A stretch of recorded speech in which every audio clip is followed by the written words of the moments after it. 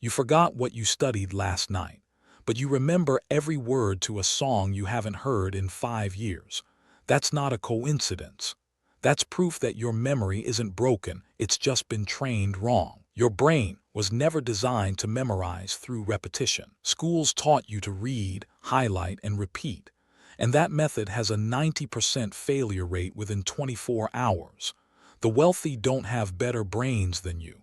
They learned how their brains actually work. They discovered that memory is not about effort, it's about architecture. Memory is architecture. In the next few minutes, I'm going to show you exactly why everything you were taught about memorization is sabotaging you. And I'm going to give you the same techniques that memory champions, CEOs, and elite performers use to absorb massive amounts of information in a single day. This isn't about working harder. It's about working with your brain instead of against it. And once you understand this, you'll never struggle to remember anything again. The memory lie. Let me expose the biggest lie you were ever told about your memory. You were taught that repetition equals retention. Read it 10 times, write it 20 times, repeat until it sticks. This is educational malpractice. The mind is not a vessel to be filled, but a fire to be kindled. Psychologist Hermann Ebbinghaus discovered what's called the forgetting curve over a century ago. Within 1 hour, you forget 50% of what you just learned. Within 24 hours, you forget 70%. Within a week, nearly everything is gone. And here's what's disturbing, this happens even when you feel like you understood the material perfectly. Your brain doesn't care about what you read. It doesn't care about what you highlighted. It only cares about what has emotional significance, what connects to existing knowledge, and what follows patterns it recognizes. Emotion. That's why you remember your first heartbreak but not your first physics lesson. That's why song lyrics stick forever while textbook facts disappear overnight. Your memory isn't weak. It's selective. And once you understand what it selects for, you can feed it exactly what it wants. But this leads us to something schools never taught you: visual encoding. Your brain processes images 60,000 times faster than text. Let that sink in. 60,000 times faster. Yet you've spent your entire life trying to memorize words. Your brain thinks in pictures, not in paragraphs. When I say elephant, you don't see the letters ELEPHANT. You see a massive gray creature with a trunk. Your visual cortex activates instantly, effortlessly. This is the first key to memorizing anything in 24 hours. Convert information into mental images. But not just any images.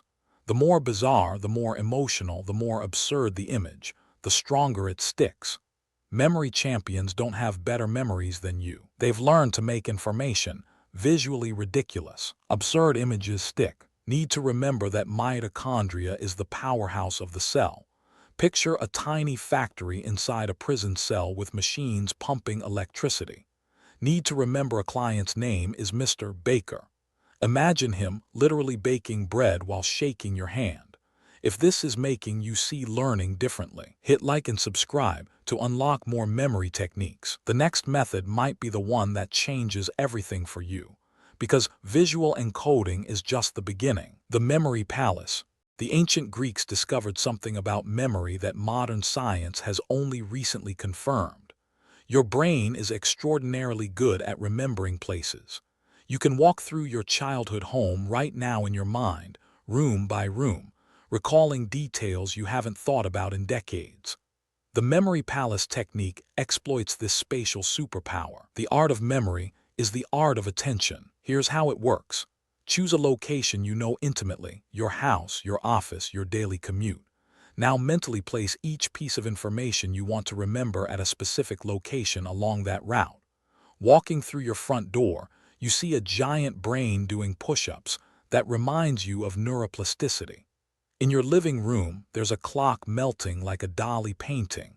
That's your reminder about time perception. Each room becomes a filing cabinet for your mind. The method of loci, as it's formally called, has been used by memory champions to memorize the order of entire shuffled decks of cards in minutes. World memory champion Jonas von Essen memorized over 2,000 digits of pi using nothing but mental palaces. And here's what makes this even more powerful. Chunking secrets. Your working memory can only hold about 7 items at once. That's it. 7 numbers, 7 words, 7 concepts before your mental RAM overflows. But there's a workaround that elite learners have mastered. It's called chunking. Your brain treats connected information as a single unit. When you see the letters FBI, you don't process 3 separate letters. You see one meaningful chunk, the Federal Bureau of Investigation. That's 3 letters doing the work of 24. Phone numbers are chunked into groups of 3 and 4 specifically because of this limitation. Chess grandmasters don't memorize 32 pieces on 64 squares. They recognize patterns, common formations they've seen thousands of times. Each pattern is one chunk. This is why experts can remember far more than beginners in their field. They're not smarter. They've just built more chunks. When you're learning new material, your job is to find the connections, create the patterns, build the chunks. Group related concepts together. Create acronyms. Tell stories that link ideas, because chunking is how you bypass your brain's natural limitations. Emotional anchors. Why do you remember exactly where you were on September 11th, 2001? Or the moment you found out a loved one passed away? Or your first kiss? Because emotion is the ultimate memory enhancer. We remember what we feel, not what we think. When you experience strong emotion, your amygdala releases stress hormones that tell your hippocampus, pay attention, this matters, store this forever. This isn't optional, it's automatic. Emotion equals memory. The problem is most information you need to memorize has 0 emotional charge. Tax codes, historical dates, medical terminology. So what do? You manufacture the emotion. You attach feelings to facts. Learning about the French Revolution. Don't just memorize dates. Imagine being in that crowd, the smell of gunpowder, the roar of voices, the fear and excitement. Make it personal, and it becomes permanent. Every piece of information can be linked to an emotion if you're creative enough. Anger at injustice, awe at discovery, humor in absurdity. Your feelings are the glue that makes memories stick forever. And speaking of making things stick, spaced repetition. Remember the forgetting curve I mentioned earlier. There's a way to defeat it. It's called spaced repetition, and it's the difference between cramming and actually knowing something forever. Review information right before you would forget it. Here's the principle. When you learn something new, review it after 1 hour, then after 1 day, then after 3 days, then after 1 week. Each review right before you'd forget strengthens the memory exponentially. Software like Anki has been built entirely around this principle, scheduling your reviews at mathematically optimal intervals. 1. First review, 1 hour after learning. 2. Second review, 1 day later. 3. Third review, 3 days later. 4. Fourth review, 1 week later. 5. Fifth review, 2 weeks later. Medical students use spaced repetition to memorize thousands of facts. Language learners use it to acquire vocabulary 10 times faster than traditional methods. Timing. The when of your review matters as much as the what. Most people study wrong by reviewing too early when they still remember, or too late when they've completely forgotten. The sweet spot is right at the edge of forgetting. And there's another technique that supercharges this even further. Active recall. Highlighting text feels productive. Rereading notes feels useful.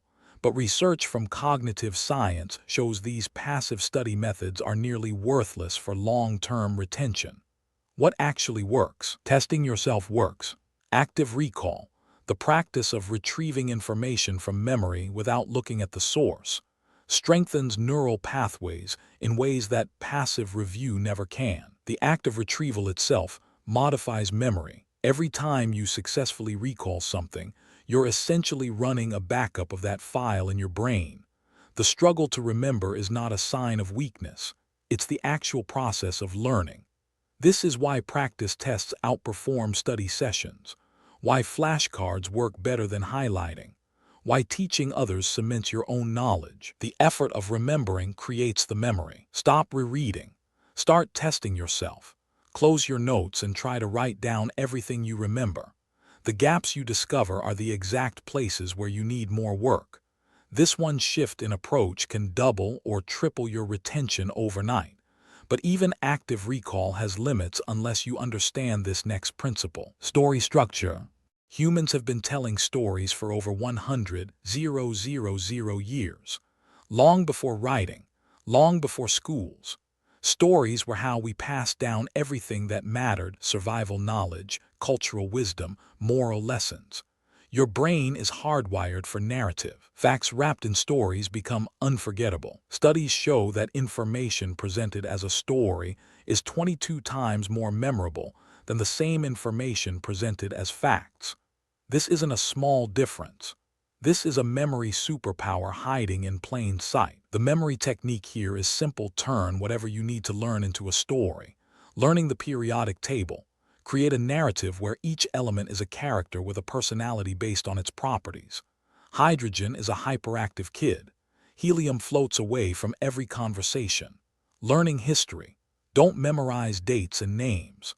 Follow the characters through their dramatic arcs, their conflicts, their transformations. Story equals memory glue. Your brain processes stories like movies, scene by scene, image by image. And movies are very hard to forget. Speaking of processing information efficiently, sleep consolidation. You can do everything right: visual encoding, memory palaces, spaced repetition, and still fail. Because there's one step that most people skip: sleep. Your brain literally reorganizes memories while you sleep. During deep sleep, your hippocampus replays the day's experiences and transfers important memories to long-term storage in your cortex. This process is called memory consolidation, and it cannot be replicated while you're awake. Sleep is the greatest legal performance-enhancing drug. Studies at Harvard showed that people who learned a new skill and then slept improved their performance by 20% without any additional practice. People who stayed awake showed no improvement at all. The all-night cram session before an exam is literally the worst thing you can do for retention. You're preventing your brain from doing its most important work. Learn in the evening. Sleep on it. Review in the morning. This sequence alone can transform your ability to retain information. But there's one final piece that ties everything together: the 24-hour system. Let me give you the complete system for memorizing anything in 24 hours. This is everything we've covered, integrated into a practical protocol you can use starting today. 1. Convert information to vivid mental images. 2. Place images in your memory palace. 3. Chunk related concepts into patterns. 4. Attach strong emotions to each chunk. 5. Use active recall to test yourself. Morning, learn the material using visualization and your memory palace. Chunk it into meaningful groups. Make it emotionally significant through absurdity, humor, or personal connection. Afternoon, do your first active recall session. Close everything and try to retrieve what you learned. Note the gaps. Return only to fill those specific gaps. Evening, one more recall session before bed. Let your brain know this information matters. Then sleep and let your brain do the heavy lifting. Next morning, final review. You'll be shocked at how much stuck. This isn't magic. This is neuroscience. This is working with your brain's operating system instead of fighting against it. System. The people who seem to have incredible memories simply learned these techniques before you did. Now you know them too. Your memory was never broken. It was just untrained. You've been using methods designed for a different era: rote memorization, passive review, cramming before tests. These methods work against your brain's natural architecture. Train your brain right. Today you learned that your brain processes images 60,000 times faster than text. That emotion is the glue that makes memories permanent. That sleep is when the real learning happens. That testing yourself beats rereading every single time. Give me 6 hours to chop down a tree, and I will spend the first 4 sharpening the axe. The wealthy, the successful, the high performers, they didn't get better brains, they got better techniques. They learned how to learn, and now so have you. The question isn't whether these methods work. The question is whether you'll actually use them. If you made it this far, comment Memory Palace to prove you're ready to build yours. Your mind is either programmed for retention or for forgetting. Now you know how to reprogram it. If this changed how you see learning, subscribe. There's more to unlock.